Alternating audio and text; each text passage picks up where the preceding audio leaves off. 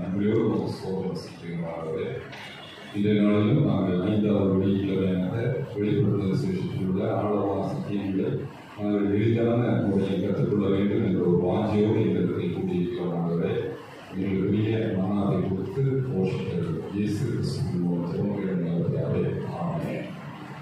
கர்த்தருடைய பரிசுத்த நாமத்திற்கு ஸ்தோத்திரம் உண்டாவதாக. 4 வெள்ளிக்கிழமைகளில் மொத்தம் 18 அதிகாரங்களை நம்ம கவர் பண்ணியிருக்கோம். இன்னும் 4 அதிகாரங்கள் தான் இருக்குது. இந்த 18 அதிகாரங்களை நம்ம குயிக்கா ரன் த்ரூ பண்ணுறோம். இப்போ நம்ம எல்லோருமே நம்ம இதை முதல்ல இருந்தே நம்ம கவனிச்சுட்டு இருக்கிறோம். இப்போ நீங்க ஒரு படத்தை பார்க்குறீங்க. இதுதான் 1வது அதிகாரத்தினுடைய பேக்ரவுண்ட். நம்ம 1வது அதிகாரத்தில் என்ன பார்த்தோம் அப்படின்னா, இயேசு கிறிஸ்து யோவானை பத்மு தீவுல சந்திக்கிறார். இதை தான் நம்ம பார்த்தோம். ரொம்ப சிம்பிள். அடுத்ததாக 2வது அதிகாரத்திலும் 3வது அதிகாரத்திலும் நம்ம என்ன பார்த்தோம்? 7 சபைகளுக்கு இயேசு கிறிஸ்து கடிதம் எழுத சொல்லியிருந்தார். அந்த கடிதம் எபேசு, சிமர்னா, பெர்கமு, தியத்தீரா, சர்தை,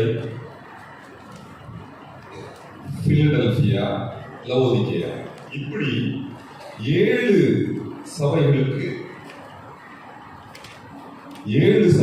அவர் கடிதம் எழுத சொல்றார். அப்ப இது 2வது அதிகாரம் 3வது அதிகாரம். இதுதான் நமக்கு கிளியர். ஏன்னா இதுல ஒரு சர்ப்ரைஸ் இருக்கு பார்த்துக்கோங்க. இப்போ 18 அதிகாரம் முடிஞ்ச உடனே ஒரு சின்ன கேள்வி கேட்போம். நம்ம எப்படி கிஃப்ட் சண்டே நம்ம ஆசிரியக்கிறோமோ அதே மாதிரி இது கிஃப்ட் டே. 18 அதிகாரத்துல இருந்தும் ஒரு சின்ன கேள்வி கேட்கிறோம். இது யார் ஒரு அதிகாரத்துன்னு சொல்றீங்களோ ஒரு பிரைஸ் கிஃப்ட் டே. அடுத்ததாக 4வது அதிகாரத்திலையும் 5வது அதிகாரத்திலையும் என்ன பார்த்தோம்? பரலோகத்துக்கு 24 மூப்பர்கள் போய் சென்றடைகிறார். பாருங்க, 5 அதிகாரத்தை எவ்வளவு 3 ஸ்லைட்ல முடிச்சுட்டு. இந்த அளவுக்கு நாம் கற்றுக்கொண்டோம். 6வது அதிகாரத்தில் என்ன நடந்தது? முத்திரைகள். முத்திரைகள்ல 6 முத்திரைகள் 6வது அதிகாரத்தில் தான் இருக்கு. முதல்ல தொடர்ந்த வெள்ளை குதிரை, சிவப்பு குதிரை, கருப்பு குதிரை, மங்கின குதிரை, அப்புறம் பலிபீடத்துல இரத்த சாட்சிகள் எழுதிக்கிறாங்க. அதுக்கு பிறகு போன தடவை பார்த்தோம், உபதிரவ காலத்துக்கு பின்பு அங்க சூரியன் கருப்பாக மாறிக்கிறது, சந்திரன் ரத்தமா, இதெல்லாம் பார்த்தோம். இதெல்லாம் 8வது அதிகாரத்தின் 1வது வசனத்துல தான் 7வது முத்திரை உடைக்கப்படுகிறது. ஆக இப்படி 6வது அதிகாரத்துல 6 முத்திரைகளை குறிச்சு நம்ம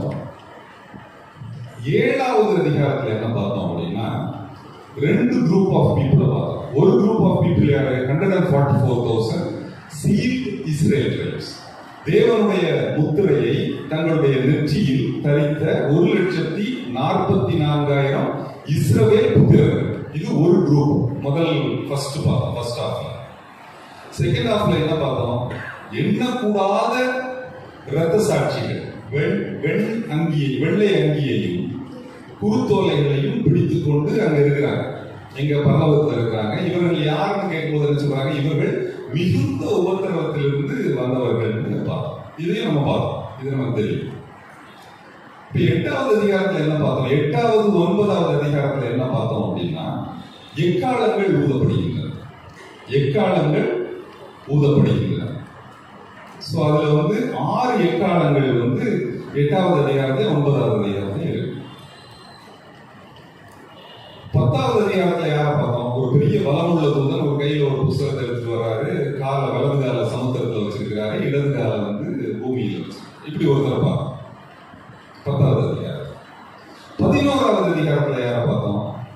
எருசலேம் தேவாலயம் கட்டப்படுகின்றது. 2 சாட்சிகள் வர்றாங்க. அவங்களுடைய லைஃப் டைம் 1266, 1260 நாட்கள். 1260. இத பார்த்தோம்.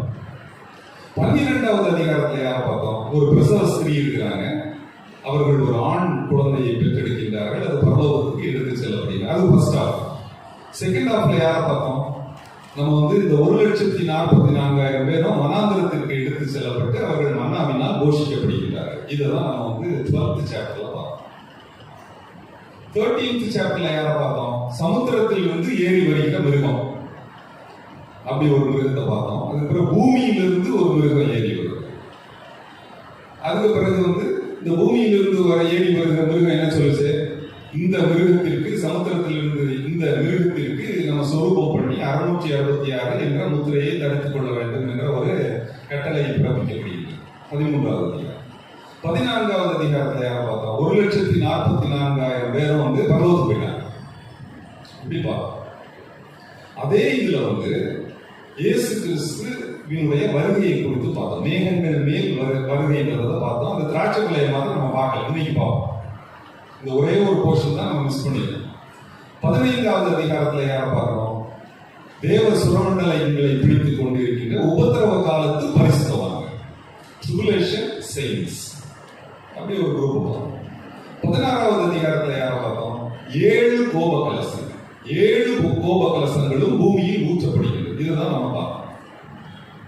18வது அதிகாரத்திலையும் 19வது அதிகாரத்திலையும் யாரை பார்த்தோம்? பாபிலோனிய ஸ்திரீயை பார்த்தோம். பாபிலோனிய ஸ்திரீ என்ன பண்றாங்க? அவங்க தான் ரோம்னு பார்த்தோம். அவர்கள் அழித்து போடப்படுகிறார்கள். பாபிலோன் விழுந்தது அப்படின்னு நம்ம பார்த்தோம். இப்ப நம்ம மறுபடியும் பிக்கா ஃபர்ஸ்ட் சாப்டர்ல இருந்து போவோம். நம்ம ஃபர்ஸ்ட் சாப்டர்ல இருந்து போறோம். இதுல நான் ஒண்ணு கேட்பேன், அதை தயவு செய்து மன்னித்துக் கொள்ளுங்கள். யார் வாசிக்க போறீங்களோ அவங்க நின்று வாசித்தீங்கன்னா ராபின் இங்க பிரைஸ் கொடுப்போம். எல்லாரும் ஒரு பிரைஸ் கொடுப்போம். ஃபர்ஸ்ட் சாப்டர் எடுத்துக்கோங்க. 7 குத்து விளக்குகளும் 7 சபைகள் ஒருத்தர் ஒரு தடவை தான் வாசிக்கணும், ஒரு பிரைஸ் தான் வாங்கணும். மற்றபடி அவங்க மற்றவங்களுக்கு சான்ஸ் கொடுக்கும். 7 குத்து விளக்குகளும் 7 சபைகள் அப்படின்னு எங்க போடுறது? வாசிக்கணும். 1வது அதிகாரத்துல வசனத்தை எடுத்து வாசிக்கணும். தயவு செய்து எந்திரிச்சு வாசிக்கிறவங்களுக்கு தான் என்னால நான் ரிவார்ட் பண்ண முடியும்.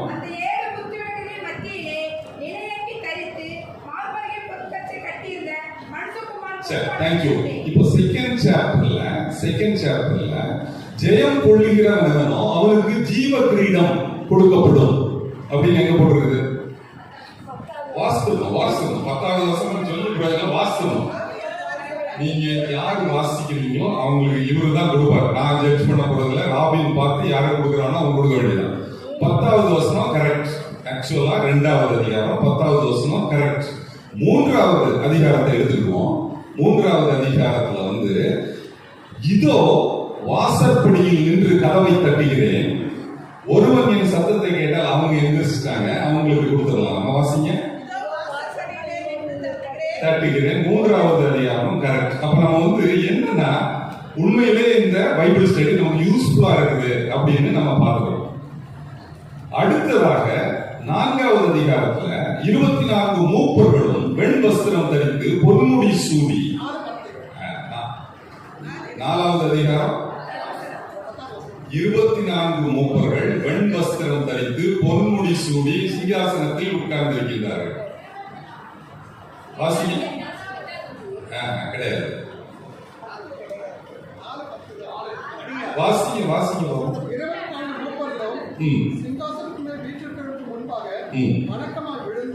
நான் கேட்கிறது 24 மூப்பர். அவங்க கரெக்ட். 5வது அதிகாரத்துல எங்களை தேவனுக்கு முன்பாக எங்களை ராஜாக்களும் ஆசாரியர்களும் ஆக்கினீர், நாங்கள் பூமியிலே அரசலாம். அந்த எந்திரிச்சிட்டாங்க. அந்த கரெக்ட். 6வதுல இவர்களுக்கு வெள்ளை அங்கிகள் கொடுக்கப்பட்டது. வெள்ளை அங்கிகள் கொடுக்கப்பட்டு நீங்கள் இன்னும் கொஞ்ச நேரம் இளைப்பாருங்கள் ஏன் சொல்றாங்க? அந்த சிஸ்டர் எந்திரிச்சிருக்காங்க. வாசிங்க சிஸ்டர். அவங்களுக்கு 7வது அதிகாரத்துல முத்திரை போட்டவர்களுடைய தொகை 1,07,000 அந்த அண்ணனுக்கு கொடுத்தது. 8வது அதிகாரத்துல இந்த நட்சத்திரத்திற்கு 8 பேர் தம்பியாக கொடுத்துருக்கேன். 9வது அதிகாரத்துல அவனுடைய பெயர் அபத்தோன். எபிரேய பாஷையிலே அபத்தோன் என்றும் கிரேக்கு பாஷையிலே அப்பல்லியோன் என்றும் பெயர். நீங்க வாங்கிட்டீங்களா? வாங்கல. நீங்க அந்த சிஸ்டர் கொடுத்துருப்பாங்க. 9, 11. 10வது அதிகாரத்துல அந்த பலமுள்ள தூதன் ஒரு புஸ்தகத்தையும் அவன் வலது கால் சமுத்திரத்திலும் இடதுகால் பூமியிலும் வைக்கப்பட்டிருந்தது. இந்த சிஸ்டம் இவங்களுக்கு கூட 11வது அதிகாரத்துல இந்த ரெண்டு சாட்சிகளுடைய லைஃப் டைம் வந்து 1260 டேஸ் அந்த சிஸ்டம் வச்சிருக்காங்க. 1260 டேஸ். இப்ப அடுத்ததாக 13வது அதிகாரத்துல சாவுக்கு ஏதுவான காயம் சொஸ்தமாக்கப்பட்டது. 13வது அதிகாரம் நீங்க வாங்கிட்டீங்கன்னா வாசிக்க அந்த சிஸ்டம் இந்த சிஸ்டம் வச்சிருக்காங்க. வாசிக்க 14வது அதிகாரத்துல 12th சாப்டர் மிஸ் பண்ணிட்டேன். 12th சாப்டர்ல வந்து இந்த ஆண் குழந்தை பரலோகத்திற்கு எடுத்து செல்லப்பட்டது. ஆண் குழந்தை அந்த அந்த அந்த தம்பியை சொல்லி வாசிங்க. அவங்களுக்கு தம்பி வசனம் சொல்லுங்க. எக்ஸலன்ட். ஓகே. 12, 13, 14 பண்ணிட்டோமா? அவர்கள் வாயிலே கபடம் காணப்படவில்லை. 14 சொல்லுங்க. அவர்கள் வாயிலே கபடம் காணப்படவில்லை. அந்த தம்பி கரெக்டா சொல்றாரு. அந்த தம்பி 14:5. 15 வந்து தேவ சுரன் மண்டங்களை பிடித்துக் கொண்டு அவர்கள் வாசித்துக் கொண்டிருந்தார்கள். யாரெல்லாம் தேவனுடைய முத்திரை எடுக்கலையோ அவங்க எல்லாம் தேவ சுரமண்டலத்தை கொடுத்து கண்ணாடிகள் அனுஷ்டிச்சிட்டாங்க. 15 முடிச்சிட்டோம். 16வது அதிகாரத்துல அவர்களை எபிரேயு பாஷையிலே அர்மகதோன் என்னும் இடத்திலே கூட்டி சேர்த்தான். இதுதான் நம்ம படிக்கிறோம். அர்மகதோன் அந்த 16 கரெக்ட். 17th சாப்டர்ல வந்து ரகசியம் மகா பாபிலோன் வேசிகளுக்கும் பூமியில் உள்ள அந்த தம்பி எழுதிட்டாங்க. நீங்க வாசிட்டீங்கன்னா அந்த அண்ணன் எழுதிச்சாங்க. அந்த அண்ணன் வாசி. பர்ஃபெக்ட். 18வது பாபிலோன் விழுந்தது. அது அசுத்த ஆவிகளுடைய காவல் வீடாக மாறிவிட்டது. அந்த தேங்க்யூ. அப்ப வந்து இதுல வேற ஒன்றும் பெருசா நம்ம கிஃப்ட் நான் பெருசா கொடுக்கல. அது இன்ட்ரெஸ்ட் கிடையாது. நிறைய பேர் ஆக்டிவா இருக்கிறீங்க. நிறைய பேர் ரியலாவே இந்த கோர்ஸ் வந்து இந்த பைபிள் ஸ்டடி வந்து உங்களுக்கு யூஸ்ஃபுல்லா இருக்கும். அதுதான் எனக்கு ரொம்ப சந்தோஷம். ஸோ நம்ம கொடுத்த பிரைஸோ இல்லை நீங்க வாங்கின கிஃப்டோ பெரிய விஷயமே இல்லை. இந்த 18 இதுலயும் எல்லாருமே ஆக்டிவா இருந்தீங்க. சாரி நிறைய பேர் எந்திரிச்சிங்க. உங்களுக்கு கொடுக்க முடியல. அதனால அடுத்த வாரம் உங்களுக்கு எல்லாருக்கும் லேமினேஷன் ஷீட் கொடுத்துறாடியலாம். ஸோ அதுதான் பெஸ்ட் கிஃப்ட். இன்று நம்ம இந்த 18 அதிகாரத்தையும் நல்லா பார்ப்போங்க. 18 அதிகாரத்தையும் 6 செக்ஷன்ஸா கம்பைல் பண்ணணும். ஏன்னா முதல்ல இருந்தே நம்ம சொல்லிட்டு இருக்கோம், வெளிப்படுத்தின விசேஷம் என்று வரிசையாக எழுதப்பட்ட ஒரு புஸ்தகம் அல்ல. அதை நம்ம இப்ப பார்க்கிறோம். ஃபர்ஸ்ட் செக்ஷன்ல யாரை பார்த்தோம்? 7 சபைகளை குறித்து பார்த்தோம். இயேசு கிறிஸ்து பத்ம தீவுல யோவான பார்க்கிறாரு. 7 சபைகள்ல ஜெயம் கொள்கிறவர்களுக்கு என்னென்ன பிரைஸ் கொடுப்பேன், கிஃப்ட் கொடுப்பேன் அப்படிங்கிறத போட்டிருந்தாங்க. இதுதான் ஃபர்ஸ்ட் செக்ஷன். செகண்ட் செக்ஷன்ல யாரை பார்த்தோம்? பரலோகத்துக்கு சபை மணவாட்டி திருச்சபை 24 மூப்பர்கள் என்ற அந்தஸ்தை பெற்றுக்கொண்டு மேலே எடுத்து செல்லப்பட்டார்கள். இதுதான் செகண்ட் செக்ஷன். தேர்ட் செக்ஷன்ல யாரை பார்த்தோம்? எஸ்டாபிளிஷ்மெண்ட் ஆஃப் கிங்டம் ஆஃப் ஆன்டிகிரைஸ்ட். அந்த சமுத்திரத்தில் இருந்து வருகிற மிருகம் வந்து ஒரு கூட்டணி அமைத்து அந்தி கிறிஸ்துவின் ராஜ்யத்தை ஸ்தாபிக்கின்றது. அதனுடைய ஃபர்ஸ்ட் ரோல் என்னது? வெள்ளை குதிரையா அப்பியர் ஆகுது. அதுக்கு பிறகு என்ன நடக்குது? எருசலேம் தேவாலயம் கட்டப்படுகின்றது. அதை தொடர்ந்து 2 சாட்சிகள் இங்க மண்ணுலகத்திற்கு வருகின்றனர். இதுதான் பார்ப்போம். இது என்னது? Third section. இது வந்து உபத்திரவ காலத்தின் முதல் 3.5 வருடங்கள். இதுக்கு அடுத்தது உபத்திரவ காலத்தின் மைய பகுதியில் நம்ம என்ன பார்த்தோம்? 3 வார்ஸ், 3 யுத்தங்கள் நடந்தது. அதுல வந்து அந்த கோகு என்ற தலைவன் மாண்டு போனான். சோ அந்த இடத்தை ரீப்ளேஸ் பண்றதுக்கு, சமுத்திரத்தில் இருந்து வருகிற மிருகத்தை ரீப்ளேஸ் பண்றதுக்கு பாதாளத்தில் இருந்து ஒரு மிருகம் வருது. அதுதான் அபத்தம்னு நம்ம பார்த்தோம். அந்த பாதாளத்தில் இருந்து வருகிற மிருகம் வந்து பாபிலோன் ஸ்திரீயோட கூட்டணி அமைக்குது. இதுதான் வந்து மையப்பகுதியில் உள்ளது. கூட்டணி அமைக்குது. கூட்டணி அமைச்சிட்டு அதுக்கு அடுத்தது என்னது? அங்க இருந்து வந்து ஒரு ஸ்திரீ, ஒரு ஆடு வருது. வெண்மையான ஒரு ஆடு வருது. சாரி, இந்த இந்த மிருகம் கொலை செய்யப்படுகிறதுல இதுதாங்க டேர்னிங் பாயிண்ட் ஆஃப் இஸ்ரேல். இந்த கொலை செய்யப்பட்ட அந்நாள் முதல்னே வசனம் போடுறோம். எசேக்கியேல் 38:22 எடுத்து வாசித்து பாத்தீங்கன்னா, அந்நாள் முதல் என் ஜனங்கள் என்னை தங்களுடைய தேவனாக ஏற்றுக்கொள்வார்கள். 29வது வசனம் அவர்களுக்கு மீது நான் என் ஆவியை ஊற்றுவேன். இதுதான் 4th செக்ஷன். அதுல இந்த டேர்னிங் பாயிண்ட் தான் நம்ம இஸ்ரேல் பார்த்தோம். அந்த இஸ்ரேல் தேசம்ங்கிறது அந்த பிரசவ ஸ்திரீ. அதை தொடர்ந்து அவர்கள் பெற்றெடுக்கின்ற ஆண் குழந்தை தான் அந்த 12 இஸ்ரவேல் கோத்திரங்களும் அவர்கள் ரட்சிக்கப்படுகின்றார்கள். அதுதான் அந்த ஆண் குழந்தை. அடுத்த 144,000 இஸ்ரேல் ட்ரைப்ஸ் யார் அப்படின்னா, இது நம்ம 7வது அதிகாரத்தை பார்த்து தெரியுமா, அவங்க வனாந்திரத்திற்கு எடுத்து செல்லப்பட்டு அவர்கள் விண்ணப்பம் செய்கிறார். ஏன்னா எருசலேமில் நடக்கக்கூடிய அருவருப்பிற்காக விண்ணப்பம் செய்கிறது. இதை பார்த்தோம். அடுத்தது 5வது செக்ஷன்ல என்ன பார்த்தோம்? உபத்திரவ காலத்தின் 2வது 3 வருடங்கள். இதுல என்ன நடக்குது? சமுத்திரத்தில் இருந்து வருகிற மிருகத்தை பாதாளத்தில் இருந்து வருகிற மிருகம் ரீப்ளேஸ் பண்ணியது. அது என்ன பண்ணுது? பாபிலோனிய ஸ்திரீயோட கூட்டணி. அதை தொடர்ந்து என்ன நடக்குது? ஒரு பூமியிலிருந்து ஒரு மிருகம் ஏறி வருது. அதுக்கு கள்ளத்தீட்டு தரிசி. அது என்ன பண்ணுது? இந்த பாதாளத்தில் இருந்து வருகிற மிருகத்திற்கு சொரூபம் செய்ய வேண்டும். அந்த சொரூபத்தை எல்லாரும் வணங்கணும். 676 என்ற முத்திரை எடுத்துக்கொள்ள வேண்டும் அப்படின்னு கம்பல் பண்ணுது. சோ இதை தொடர்ந்து என்ன நடக்குது? ஆண்டவர் இந்த உலகத்தின் மீது 3 விதமான நியாய தீர்ப்புகளை அனுப்புறார். என்னது? முத்திரைகள் மூலம், எக்காலங்கள் மூலம், கோபகலசங்கள் மூலம். இது எல்லாமே நம்ம பார்த்தோம். அடுத்தது என்ன நடக்குது? உபத்திரவ காலம். இதோட உபத்திரவ காலம். இது உபத்திரவ காலத்துக்கு பின்பு என்ன நடக்குது? உயிர்த்தெழுதல் நடக்குது. அதுல எது ஃபர்ஸ்ட் நடக்குது அப்படின்னா, முதலாம் உயிர்த்தெழுதல் என்பது இரத்த சாட்சிகள் உயிர்த்தெழுறாங்க. அடுத்தது இயேசு கிறிஸ்து வர்றார். இயேசு கிறிஸ்துவின் வருகை. இது முக்கியமா நீங்க கவனிக்கணும். மேகங்கள் மேல் அவர் பூமியில லேண்ட் ஆகல. ஏன்னா இன்னைக்கு பூமியில லேண்ட் ஆகுது. இந்த செக்ஷன்ல பூமியில லேண்ட் ஆகுது. சோ நம்ம வரிசையா அதுக்கு ரெஃபரன்ஸ் எல்லாம் பார்த்தோம். எல்லாமே மேகங்கள் மேல் அப்படின்னா போடுறது. அதை தொடர்ந்து என்ன நடக்குது? கிறிஸ்துவுக்குள் மரித்தவர்கள் உயிர் தெழுறாங்க. அதுக்கு பிறகு அந்த டைம்ல யார் உயிரோடு இருக்கின்றார்களோ அவர்களும் மறுரூபமாக்கப்பட்டு பரலோகத்திற்கு எடுத்து செல்லப்படுகிறார்கள். இதுதான் 5th சாப்டர்ல 5th செக்ஷன் இல்ல 6th செக்ஷன்ல நம்ம பார்ப்போம். சோ இதை தொடர்ந்து அடுத்தது என்ன நடக்குங்கிறது தான் இன்னைக்கு நம்ம படித்துக் கொள்ள வேண்டிய, கற்றுக்கொள்ள வேண்டிய ஒரு பாடம்.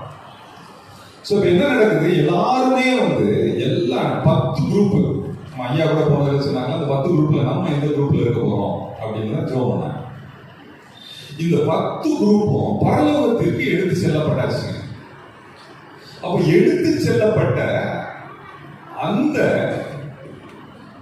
எல்லா குரூப்புக்கும் ஆட்டுக்குட்டியானவரின் மனைவி என்ற அந்தஸ்து கிடைக்கும். ஆட்டுக்குட்டியானவரின் மனைவி என்ற அந்தஸ்து அவர்களுக்கு கிடைத்து, அவர்களுக்கு சுத்தமும் பிரகாசமுமான வெண்வஸ்திரம் கொடுக்கப்படுகின்றது. எல்லாரும் அல்லேலூயான்னு சொல்றாங்க பரலோகத்துல. இப்பொழுது நல்லா கவனிக்கணும். ஆட்டுக்குட்டியானவரின் கல்யாணம் வந்தது அப்படின்னு ஒரு வேர்ட் யூஸ் பண்ணிருப்பாங்க, ஒரு சென்டென்ஸ் யூஸ் பண்ணிருப்பாங்க. கல்யாணம் நடந்ததுன்னு போடல, நல்லா நான் வச்சுக்கணும். ஆட்டுக்குட்டியானவரின் கல்யாணம் வந்தது, இட் ஹஸ் கம் அப்படின்னு தான் போடுறோம். அதற்கு பிறகு ஆட்டுக்குட்டியானவரின் கல்யாண விருந்திற்கு அழைக்கப்பட்டவர்கள் பாக்கியவான்கள். அப்ப மனைவி அப்படிங்கிறது யூதர்களுடைய வழக்கப்படி கல்யாணம் ஆகிறதுக்கு முன்னாடியே என்கேஜ் அப்படின்னு ஆன பிறகு அவங்களுக்கு மனைவிங்கிற ஸ்டேட்டஸ் சொல்லிடுவாங்க, கொடுத்துருவாங்க. அவங்க மனைவி. நம்ம இதுல அப்படி கிடையாது. நம்மளுடைய ட்ரெடிஷனோ நம்மளுடைய பாரம்பரியம் அப்படி கிடையாது. கல்யாணம் ஆன பிறகு தான் நம்ம மனைவின்னு கூடுவோம். இது அப்படி கிடையாது. கல்யாணம் ஆகிறதுக்கு முன்னாடியே அவங்கள மனைவின்னு கூடுவோம். கல்யாணம் ஆன பிறகு மணவாட்டி. இந்த டிஃபரன்ஸ் உங்களுக்கு தெரியும். அதனாலதான் என்ன சொல்றாங்க, ஆட்டுக்குட்டியானவரின் கல்யாணம் வந்தது, அங்க நடக்கல. இப்ப என்ன நடக்குது அப்படின்னா, வெட்டிங் சப்பர் நடக்குது. ரிசப்ஷன்ல ஆட்டுக்குட்டியானவரின் கல்யாண விருந்திற்கு அழைக்கப்பட்டவர்கள் பாக்கியவான்கள். அநேகர் கிழக்கிலும் மேற்கிலும் இருந்து ஆபிரகாம், ஈசாக்கு, யாக்கோபோட கூட பரலோக ராஜ்யத்தில் பந்தி இருப்பார்கள். அந்த ஈவெண்ட் நடக்குது. எடுத்துக்கோங்க. 19வது அதிகாரம் வாசிக்கலாம். 19வது அதிகாரம் 6 இருந்து 9 வரை வாசிக்கலாம்.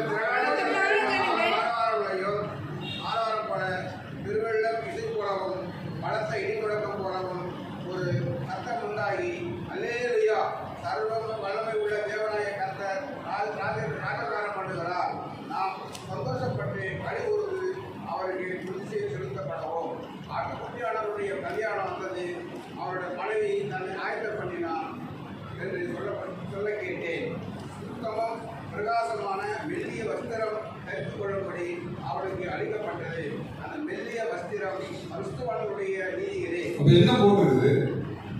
அந்த மெல்லிய வஸ்திரம் எதுக்காக கொடுக்குறாங்க? இங்க இருந்து நம்ம பரிசுத்தவான்களாக எடுத்துக்கொள்ளப்பட்டு அங்க பரலோகத்துல இருக்கிறோம். அதை அப்படியே வாசிங்க, அடுத்த வசனத்தை வாசிங்க. அவர் என்னை நோக்கி, ஆட்டுக்குட்டியாளருடைய கல்யாண விருந்துக்கு அழைக்கப்பட்டவர்கள் பாக்கியவான்கள் என்று எழுதியிருந்தார். இதுதான் நடக்கும். கல்யாணம் வந்ததுன்னு ஒரு அனௌன்ஸ்மெண்ட், அல்லேலூயான்னு சொன்னோம். ட்ரெஸ் சேஞ்ச், எல்லாருக்கும் சேம் ட்ரெஸ் கொடுத்துருக்காங்க. ஏன்னா ஒருத்தர் வெள்ளை அங்கி வச்சிருந்தாரு, ஒருத்தர் குருத்தோலை வச்சிருந்தாரு, நம்ம வெண் வஸ்திரம் போடணும். எல்லாத்துக்கும் ஒரே ட்ரெஸ், சுத்தமும் பிரகாசமுமான வெண்மையான வஸ்திரம் அவர்களுக்கு கொடுக்கப்படும். இதுதான் ஃபர்ஸ்ட் ஈவென்ட். ஏன்னா நீங்க கரெக்டா இன்னைக்கு நம்ம பேக்ல பரமகதம் போறோம். பரமகத யுத்தத்திற்காக நாம் தயார்படுத்தப்படுகின்றோம். இதுதான் வெரி ஃபர்ஸ்ட் ஈவென்ட். இதெல்லாம் எங்க நடக்குது? பரலோகத்துல நடக்குது. இப்ப ரெண்டாவது ஈவென்ட் என்னன்னு பாத்தீங்கன்னா, இப்பொழுது பரிசளிப்பு விழா. அப்ப நம்ம 7 சபைகளுக்கு ஆண்டவர் பிராமிஸ் பண்ணார்ல, ஜெயம் கொள்கிறவனோ அவனுக்கு ஜீவ விருட்சத்தின் கனியை புசிக்க கொடுப்பேன், ஜீவ கிரீடத்தை கொடுப்பேன், மன்னாவை கொடுப்பேன், இருப்பு போல ஆட்சியை பண்ணலாம், இப்படி நிறைய பிராமிசஸ் கொடுத்தார். அப்படிதானே? சோ அந்த இது எல்லாம் இங்க நடக்க போறோம். இமீடியட் அடுத்த செகண்ட் ஈவென்ட் என்னது? பரிசளிப்பு விழா. 2 கொரிந்தியர் 5:10 எடுத்து வாசிங்க. சார்,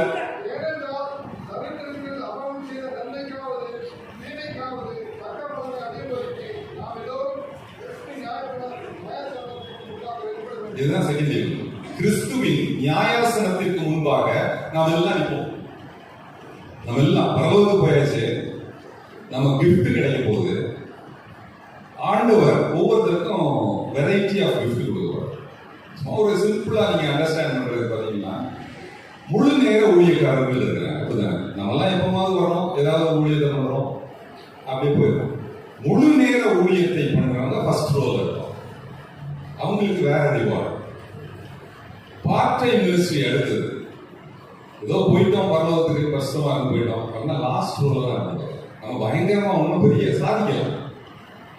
இந்த சாதிச்சோமா இல்லையா அப்படிங்கிறது அந்த ப்ரூஃப் எங்க தெரியும் அப்படின்னா, 1 கொரிந்தியர் 3வது அதிகாரம் 10ல இருந்து 15வது வசனத்துல தான் இருக்குது. நீங்க 13, 14, 15 மாதம் வாசிங்க. நான் வாசிங்க. 1 கொரிந்தியர் 3, 10ல இருந்து 15 வரைக்கும். எனக்கு அளிக்கப்பட்ட தேவக்கிருபையின்படியே புத்தியுள்ள சிற்பாசனை போல அஸ்திவாரம் கொண்டேன். வேறொருவன் அதன் மேல் கட்டுகிறான், அவனவன் தான் அதன் மேல் விஷயம் செய்யலாம். இந்த விதமாக கட்டுகிறான் என்று பார்க்கிறான்.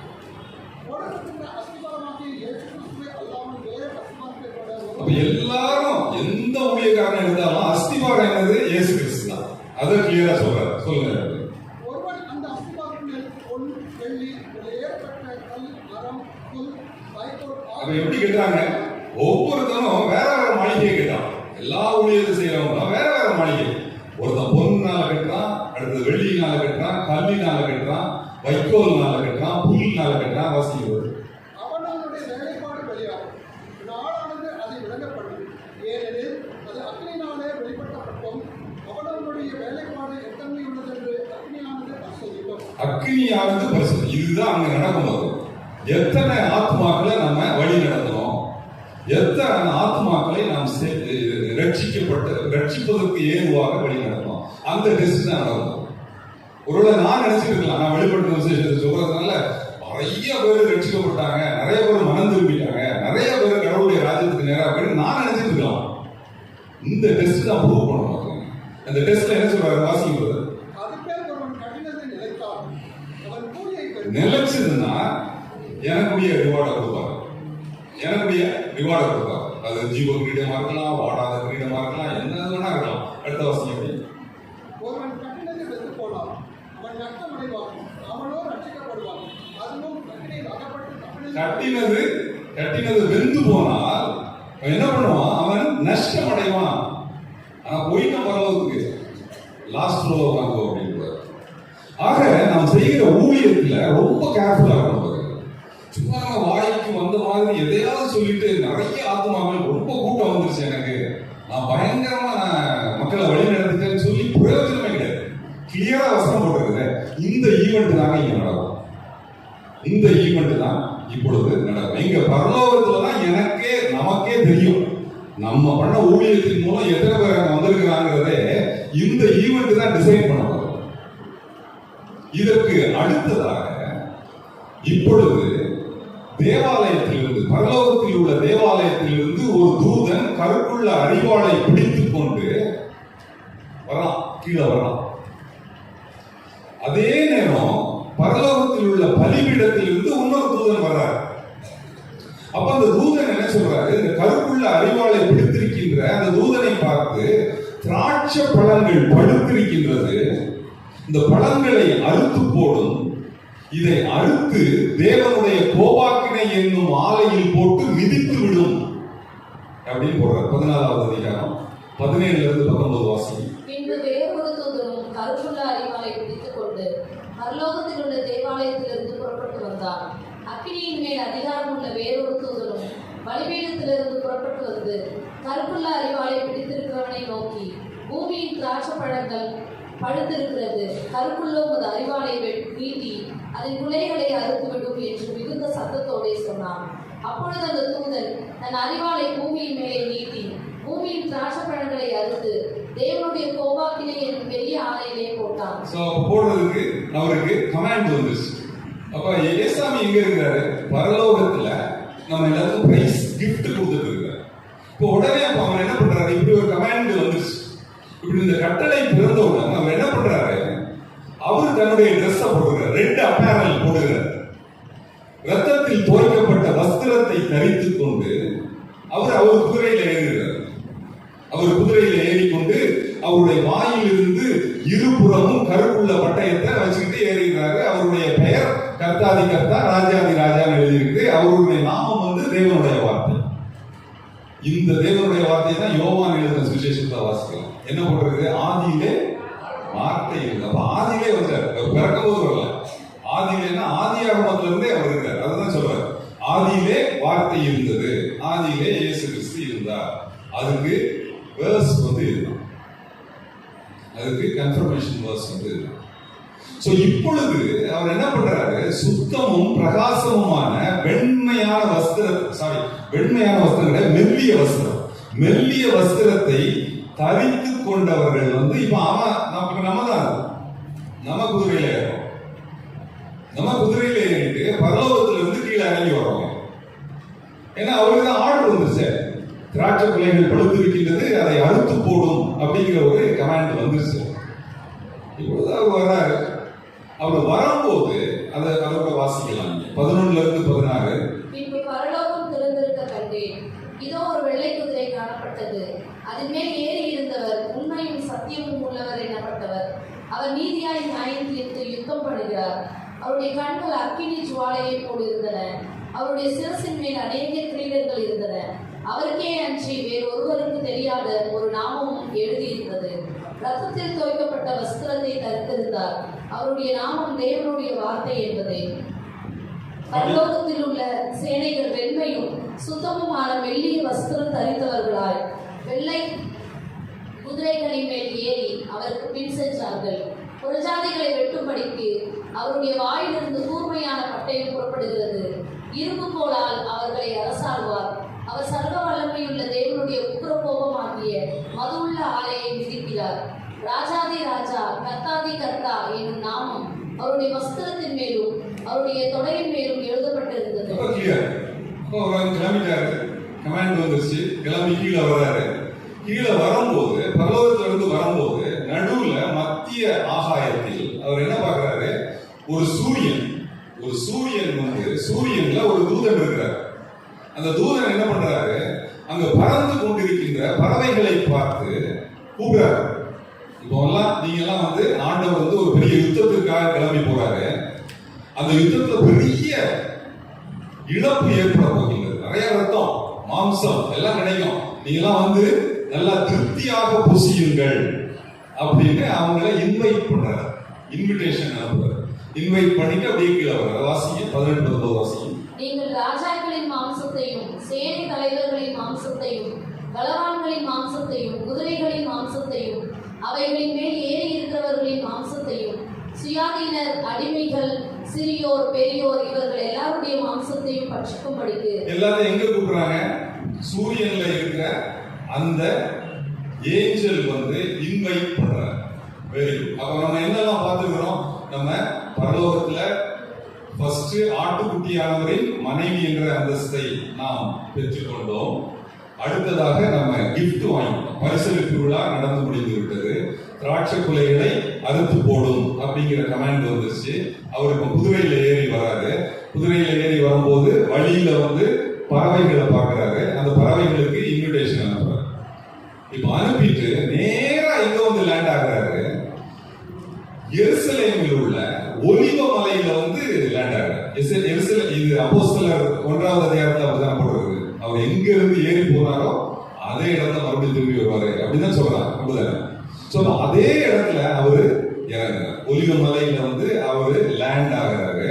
அப்படி லேண்ட் ஆகும் போது அந்த மலை வந்து ரெண்டா பிளக்கிறது. எப்படி? கிழக்கு மேற்காக போகிற மாதிரி ஒரு கேப் உண்டாகும். ஏன் கிழக்கு மேற்காக போகுதுன்னா, கிழக்குல வந்து யோர்தான் இருக்கு. அந்த யோர்தான்ல தான் வந்து என்ன இருக்குது? ஏதோம் இருக்கு. இது முக்கியம். ஏதோம்ல வந்து ஒரு யுத்தம் நடக்கும். அங்க ஏதோம் இருக்கு. அதனாலதான் அந்த பள்ளத்தாக்கு உண்டாகி எல்லாரும் ஓடி போறாங்க. அவர் லேண்ட் ஆகும் போது எல்லாரும் வந்து ஓடி போறாங்க. ஏன் அப்படின்னா, அந்தி கிறிஸ்துவானவன் அந்த எருசலேமை சிறைப்பிடித்து விடுவான்.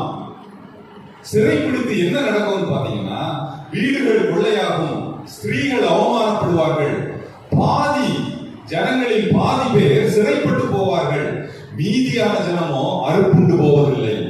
அந்த அறுப்புண்டு போகாத ஜனங்கள் தான் போறான். அந்த பள்ளத்தாக்குல போஸ்ரா என்ற பகுதியில் போய் போறாங்க. இப்ப எடுத்து வாசிக்க பார்ப்போம். 14வது அதிகாரம், சகரியா 14. நாளிலே அவருடைய பாதங்கள் கிழக்கே எருசலேமுக்கு எதிரே இருக்கிற ஒலிவமலையின் மேல் இருக்கும்.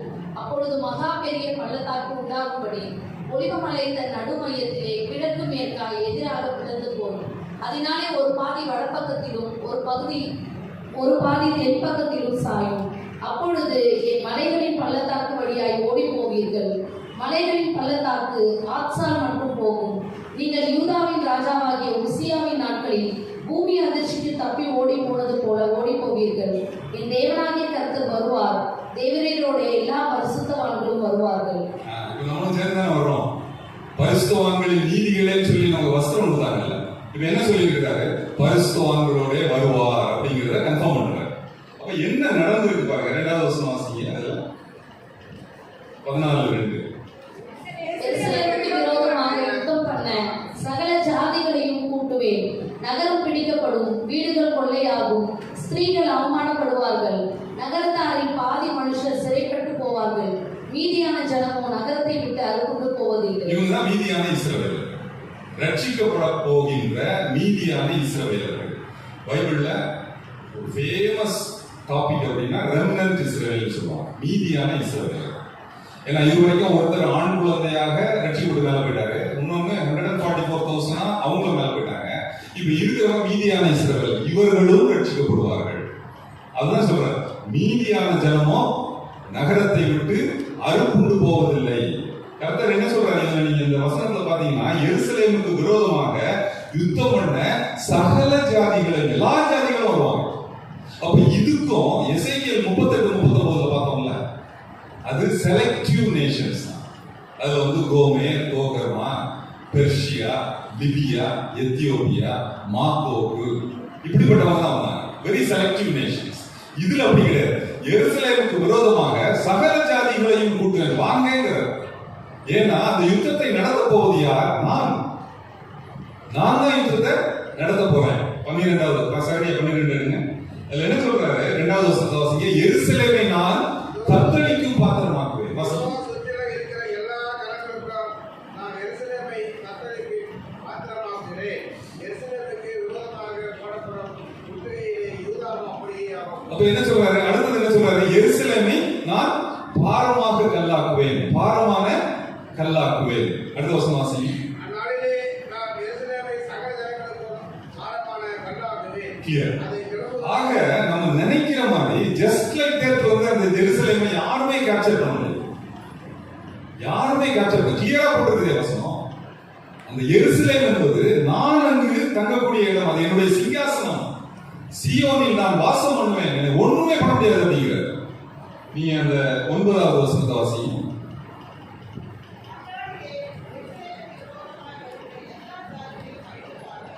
எல்லா ஜாதிகளையும் நான் அழிக்க பார்ப்பேன். அடுத்த வசனம் முக்கியமான வசனம் பாருங்க, 10வது வசனம் வாசிங்க.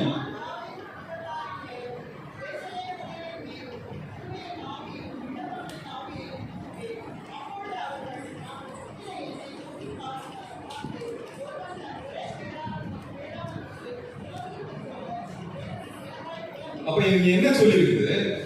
தாங்கள் குத்தின என்னை நோக்கி பார்ப்பார்கள். வெளிப்படுத்தின விசேஷத்துல எங்க வந்து இந்த வசனம் படிச்சுங்க. ஃபர்ஸ்ட் டே 1வது அதிகாரம் 7வது வசனம் எடுத்து வாசித்து பாருங்க. இதோ மேகங்களுடனே வருகிறார், கண்கள் யாவும் அவரை காணும், அவரை குத்தினவர்களும் அவரை காண்பார்கள், பூமியின் கோத்திரத்தார் எல்லாரும் அவரை பார்த்து குழம்புவார்கள். நீ என்ன போடுறது? அவரை குத்தினவர்களும், அதுதான் அந்த 10வது வசனத்துடைய ரெஃபரன்ஸ். ஆனா இங்க எப்படி அவங்க வாசித்தாங்க? அவர் மேகங்களுடனே வருகிறார். இதுவரைக்கும் நம்ம போன தடவை பார்த்ததுல என்ன பார்த்தோம்? மேகங்கள் மேல் வருகிறார். மேகங்கள் மேல் வரும்போது அவர் பூமிக்கு வரல. இப்போ என்ன சொல்றாரு? மேகங்களுடனே he comes along with the clouds. அதுலலாம் எப்படின்னா he comes on the clouds. நீ என்கேஜிவி எடுத்து பார்த்தீங்கன்னா கிளியரா இருக்கும். there will be differentiation, clear differentiation இருக்கும். சோ இப்போ அவர் வந்து என்ன சொல்றாரு? மேகங்களுடனே வந்து அவர் குத்தினவர்களும் அவரை பார்ப்பார்கள். அவர் என்ன சொல்றாரு? அவர் கிருபையின் ஆவியையும் விண்ணப்பத்தின் ஆவியையும் அவர்கள் மீது ஊற்றுவேன் அப்படின்னு கிளியரா போடுறது. இந்த யுத்தம் எப்படி நடக்கும்னா, நீங்க 14வது அதிகாரம் எடுங்க, 12வது வசனத்தை வாசிங்க. 14வது அதிகாரம்.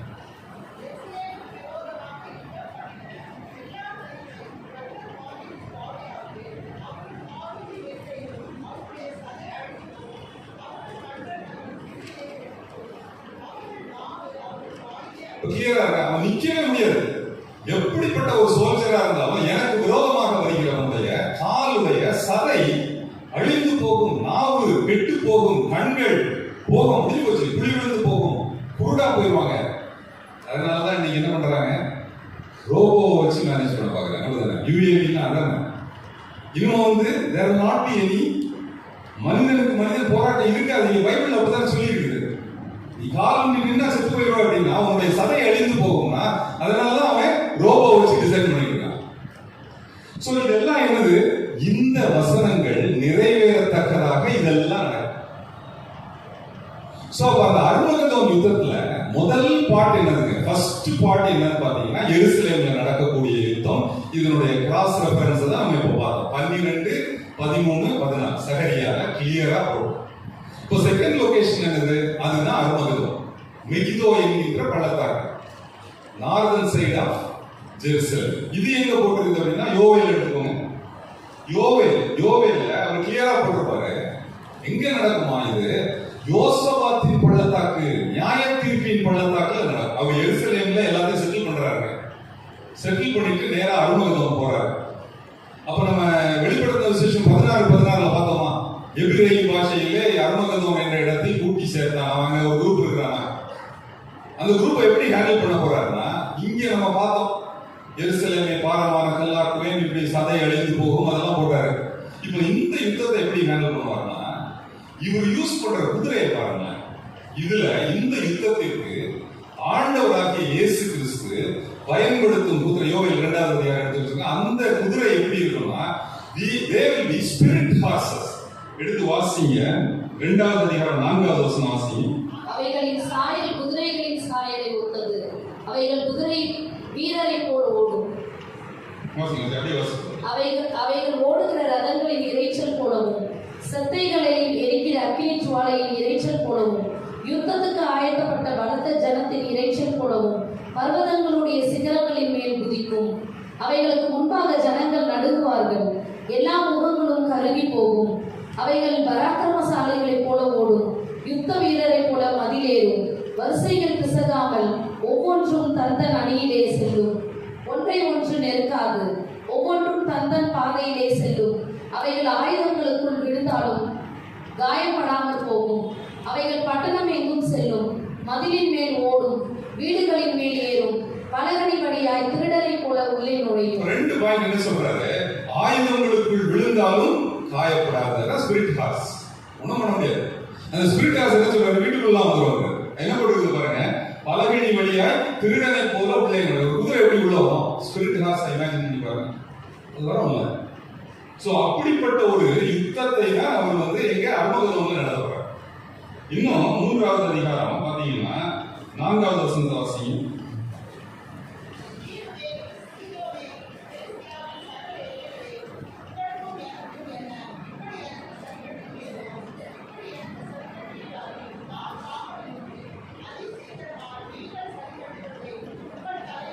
அப்ப என்ன சொல்றாரு? தீரு சீதோன்னா என்னது? லெபனான். லெபனான்ல இருந்து நீங்க என்ன பிரச்சனை நடந்துட்டு இருக்கு? ஹிஸ்புல்லா டெரரிஸ்ட் வந்து ஃபுல்லா அடிச்சிட்டு இருக்காங்க இஸ்ரேல். அடுத்தது பாலஸ்டைன்ல என்ன நடக்குது? பெலிஸ்தியால இருந்து என்ன நடக்குது? காசால இருந்து ஹமாஸ் டெரரிஸ்ட் அடிச்சிட்டு இருக்காங்க. அவர் என்ன சொல்றாரு? நான் ஏன் என்னுடைய மக்களை நீ டிஸ்டர்ப் பண்ற? அப்ப நீங்க அப்படியே வாசித்து பாத்தீங்கன்னா, நான் இந்த தேசத்தை நான் பங்கிடுவதற்காக நான் யார்ட்டையும் சொல்லவே இல்லையே. நீ ஏன் பங்கிடுற? நான் இதை பங்கிட்டு போட கொடுக்கவே இல்லையே இஸ்ரேல் தேசத்தை. அதனால அவர் என்ன சொல்றாரு? அந்த 10வது வசனத்தை வாசிங்க. உங்கள் மண்வெட்டிகளை பட்டைகளாகவும் உங்கள் அரிவாள்களை ஈட்டிகளாகவும் அடியுங்கள், பலவீனம் தன்னை பலவான் என்று சொல்வானாக. அப்ப எல்லாரும் வாங்குங்க, எல்லாரும் ஈட்டியோடையும் பட்டயங்களோட எனக்கு உதவும் வா. நான் அந்த நியாய தீர்ப்பின் பள்ளத்தாக்கில் உட்கார்ந்துருப்பேன், யோசபாத்தின் பள்ளத்தாக்கில் உட்கார்ந்து உங்களுக்கு சரி கேட்குவேன் அப்படின்னு ஒருவேளை அந்த வசனத்தை ஃபுல்லா வாசித்து பார்த்தீங்கன்னா 2வது அதிகாரம் 3வது அதிகாரம் கிளியரா போகும். இது வந்து 2வது யுத்தம், அர்மகதோன் யுத்தம்.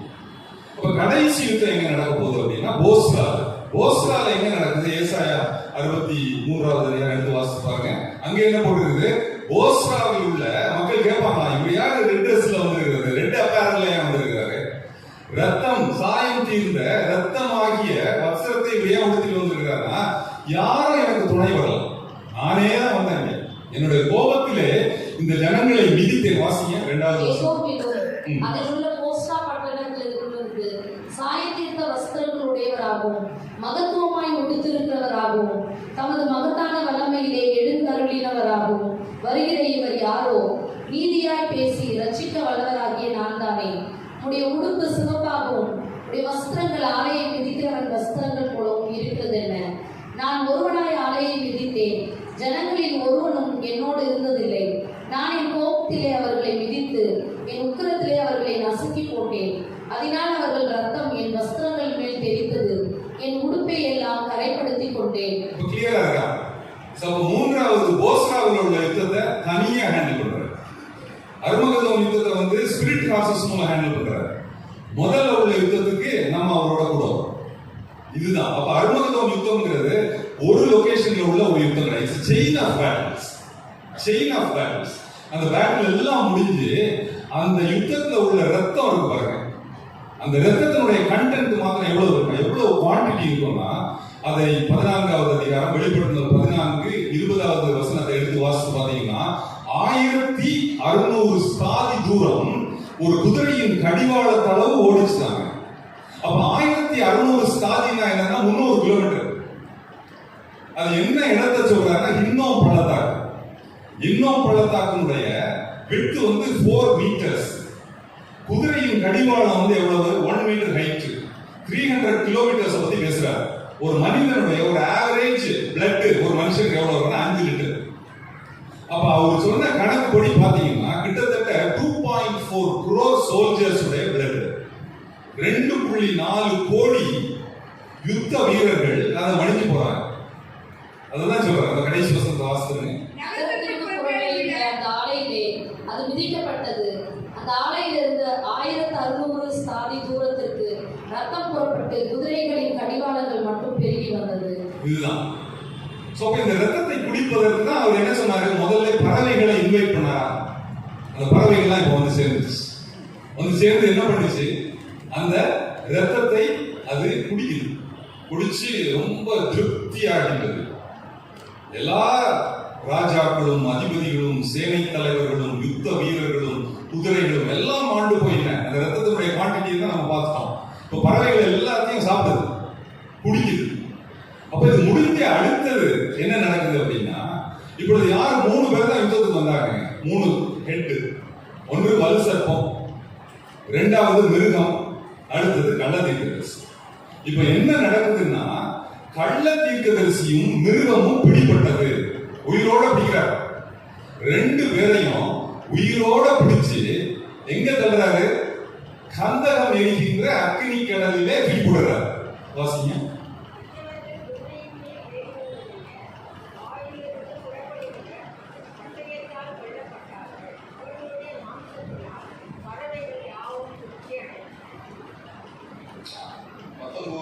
பின்பு மிருகமும் பூமியின் ராஜாக்களும் அவர்களுடைய சேனைகளும் குதிரையின் மேல் ஏறி இருக்கிறவரோடும் அவருடைய சேனையோடும் யுத்தம் பண்ணும்படிக்கு கூடி வர கண்டேன். அப்பொழுது மிருகம் பிடிக்கப்பட்டது. மிருகத்தின் முன்பாக செய்த அற்புதங்களால் அதன் முத்திரையை தரித்தவர்களையும் அதன் சொருபத்தை வணங்கினவர்களையும் மோசம் போக்கின கள்ள தீர்க்கதரிசியும் பிடிக்கப்பட்டார். ரெண்டு பேரையும் உயிரோட கந்தகம் எரிகின்ற அக்னி கடல்ல கழுவுறார். ஃபர்ஸ்ட். இப்போ அடுத்தது என்ன நடக்குது? வலுஸ் மேல இருந்து மேல இருந்து ஒரு தூதன் வரான். அந்த தூதன்கிட்ட பாதாளத்தினுடைய திறவுகோல் இருக்குது. கையில சங்கிலி கொண்டாடுறான், அதனுடைய கீயை கொண்டாடுறான். இப்போ அவன் என்ன பண்றான்? வலு சர்ப்பத்தை பிடித்து சங்கிலியினால் கட்டி பாதாளத்துக்குள்ள அடைச்சு 1000 வருஷம் அடைத்து போடுகின்றான். 1000 வருடம் அடைத்து போடுகின்றான். தூதன் பாதாளத்தின் திறவுகோலையும் பெரிய சங்கிலியையும் தன் கையிலே பிடித்துக் கொண்டு வானத்திலிருந்து இறங்கி வர கண்டேன்.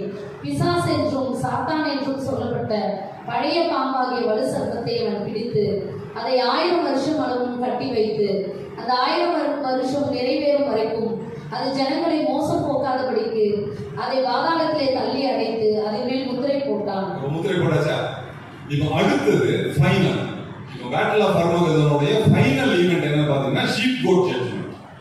மத்தேயு 25:31 இருந்து 46வது அதிகாரம் 46வது வசனம் வரைக்கும் இருக்கு. அதுல என்ன நடக்குது? ஆண்டவர் அங்க வீற்றிருக்கிறார், சிங்காசனத்துல வீற்றிருக்கிறாரு. பரிசுத்த தூதர் கூட இருக்கிறாங்க. அப்போ அவர் என்ன பண்றாரு? செம்மறி ஆடுகளையும் வெள்ளாடுகளையும் பிடிக்கிறாரு. செம்மறி ஆடுகளை வலது பக்கம் வச்சுட்டு வெள்ளாடுகளை இடது பக்கமாக வச்சுட்டு அவர் என்ன சொல்றாரு? வாருங்கள், பிதாவினால் ஆசீர்வதிக்கப்பட்டவர்களே, உங்களுக்காக தயார் பண்ணப்பட்டிருக்கிற ராஜ்யத்தை சுதந்திரித்துக் கொள்ளுங்கள். 1000 வருட அரசாட்சிக்குள்ள ராஜ்யத்தை நீங்கள் சுதந்திரித்துக் கொள்ளுங்கள். யாருக்கு சொல்றாரு? செம்மறி ஆடுகளை நோக்கி சொல்றாரு. அப்ப அதுக்கு ரீசன் சொல்றாரு. நான் வஸ்திரம் இல்லாத இருந்தேன், வஸ்திரம் கொடுத்தீங்க. நீங்க நான் காவல்ல இருந்தேன், என்னை பாத்தீங்க. நான் தாகமா இருந்தேன், எனக்கு தண்ணி கொடுத்தீங்க. இப்படி வரிசையா சொல்லிருக்கேன். நான் நோய் வாய்ப்பட்டு இருந்தேன், எனக்கு நீங்க மெடிசின் கொடுத்தீங்க. காவலில் இருந்தேன், என்னை பாத்தீங்க. இப்படி வரிசையா சொல்றாரு. இப்படி யாரெல்லாம் இந்த யுத்தத்தில் இயேசு கிறிஸ்துவுக்கு சப்போர்ட்டிவா இருக்கிறாங்களோ அவர்கள் எல்லோரையும் அவர் 1000 வருட அரசாட்சிக்குள்ளாக உள்ள கொள்வார். அதுல ஒன்று யாரு? ஒரு குரூப் யாரு? ரெமனன்ட் இஸ்ரவேல், மீதியான இஸ்ரவேலர். அந்த மீதியான இஸ்ரவேலர்கள் எங்கெல்லாம் போட்டிருக்குதுன்னு பாத்தீங்கன்னா யோவேல் 2:32, மீகா 5:12, ஆமோஸ் 9:12. இப்படி வரிசையா இப்ப நம்ம 14 சகரியா 14:2 பார்த்தோம். மீதியான ஜனமோ அறுப்புண்டு போவது. இப்படி வரிசையா பவுல் சொல்லியிருக்காரு ரோமர் 9:27. இப்படி வரிசையா எல்லா இஸ்ரவேல், மீதியான எல்லா இஸ்ரவேலரும் ரட்சிக்கப்படுவார்கள். அப்ப ரட்சிக்கப்படுகிறவர்களோடு கூட புறஜாதி ஜனங்களும் ரட்சிக்கப்படுவார்கள். கேதார்ல இருந்து வருவாங்க, தர்ஷீஸ்ல இருந்து வருவாங்க, சேபால இருந்து வருவாங்க. இதெல்லாம் நிறைய ரெஃபரன்ஸ் அதெல்லாம் அதை போட்டிருக்கேன். ஒரு அந்த லேமினேஷன்ல உங்களுக்கு அதெல்லாம் இருக்கும். இதெல்லாம் பாத்தீங்கன்னா புறஜாதி ஜனங்களும் இயேசு கிறிஸ்துவை மேசியாவாக ஏற்றுக்கொண்டு ரட்சிக்கப்படுவார்கள். இதற்கு யோவேல் அழகா சொல்லியிருப்பார். கடைசி நாட்களில் நான் மாம்சமான யாவர் மேலும் என் ஆவியை ஊற்றுவேன். கிளியரா சொல்லுது. அதாவது 3 விதமான காரியங்கள். ஒன்று பரிசுத்த ஆவி ஊற்றப்படுவது. இரண்டாவது பரிசுத்த ஆவியினால் நாம் நிரப்பப்படுவது. ஊற்றுறதுன்னா மேல, நிரப்பப்படுவதுன்னா உள்ள. அடுத்தது என்னது? பரிசுத்த ஆவியின் வரங்களை பெற்றுக் கொள்வது. இந்த 3 காரியங்களும் ரொம்ப முக்கியம். பரிசுத்த ஆவி ஊற்றப்படுவது, பரிசுத்த ஆவியினால் நிரப்பப்படுவது, எல்லாம் டிஃபரெண்ட் திங்ஸ். பரிசுத்த ஆவியின் வரத்தை பெற்றுக்கிறது. இந்த 3ஐயும் ஒரே வார்த்தையில் வெளிப்பாடுல சொல்றதுதான் அபிஷேகம். அந்த அபிஷேகம் என்பது நம் ஒவ்வொருவருக்கும் ஒவ்வொரு விதமான ஒரு experience. It is a continuous experience. அது ஒரே நாள் கிடைக்கக்கூடிய அனுபவம் கிடையாது. இந்த அபிஷேகம் என்பது ஒரு அனுபவம். இது ஒரு தொடர் அனுபவம். It's a journey. It's a continuous journey. இது தொடர் பயணம். அப்ப நம்ம யோசிக்கலாம், என்ன அபிஷேகம்னா வந்து ஒரு சிலர் என்ன பண்றாங்க, ஃபாஸ்டா கை தட்டுறாங்க, ஃபாஸ்டா பேசுறாங்க, கத்துறாங்க. ஒரு சிலருக்கு வந்து ஒரு மெல்லிய தென்றல் காற்றை போல ஒரு ஃபீலிங் கிடைக்குது. ஒரு சிலருக்கு ஷாக் அடிச்ச மாதிரி இருக்குது. ஒரு சிலர் அனலாக மாறி விடுகிறார்கள். இதுல எதையுமே நான் பெற்றுக்கொள்ளலையே, இந்த எந்த அனுபவம் எனக்கு இல்லையே, அப்படின்னா நான் அபிஷேகம் பண்ணப்படலையா, இயேசு கிறிஸ்து என்னை இன்னும் ரட்சிக்கப்படலையா அப்படின்னு ஒரு டவுட் இருக்கும். அப்படிதானே?